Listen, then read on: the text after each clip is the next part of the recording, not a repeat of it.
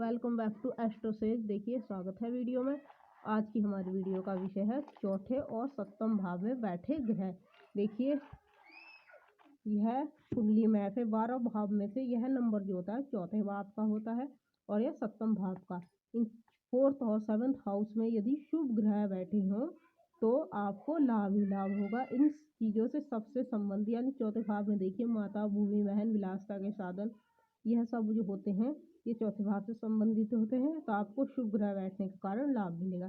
सप्तम भाव में बैठे हो यदि यह ग्रह शुभ ग्रह हो तो आपको लाभ दिलाएंगे। विवाह से संबंधित, जीवन साथी से संबंधित, संतान से संबंधित, दूसरी संतान से संबंधित, यह सब चीज़ें आपको लाभ देंगी। आप किससे पार्टनरशिप भी करते हो या व्यवसाय में साझेदार बनाते हो तो आपको फायदा होगा।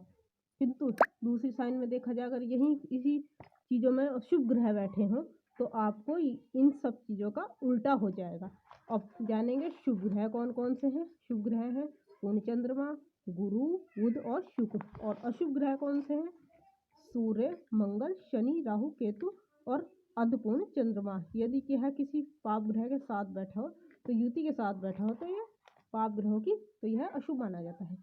राहु और शनि युति कर रहे हो दोनों ही भावों में तो यह अच्छा नहीं है कि चौथे भाव में राहु शनि की युति हो या सप्तम भाव में केतु शुक्र की युति हो या केतु शनि की युति हो तो यह आपके लिए अच्छा साइन नहीं है। इन चीज़ों का आपको नुकसान होगा।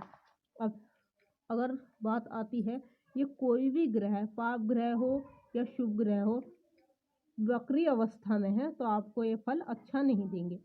परंतु ऐसा होगा कि बार बार बात आती है या आप बार बार व्यवस्था सोचते हैं, बार बार टाल देते हैं कि चौथे भाव में आप जमीन लेना चाहते हैं, भूमि लेना चाहते हैं या कोई भी संबंधित चौथे भाव से जो भी चीज़ें आपको करेंगे वो आपकी शुभ ग्रह हो किंतु बकरी हो तो टलती रहेगी। और अशुभ ग्रह हो बकरी अवस्था में है तो इसका ज़्यादा और भी नुकसान होगा। सप्तम भाव में भी ऐसा होगा कि आप वैवाहिक जीवन में कोई भी बात कर रहे हो, अगर अशुभ अवस्था में ग्रह बैठे हो तो आपको ये लिए ठीक नहीं है और बकरी अवस्था में तो और ज़्यादा नुकसान देंगे।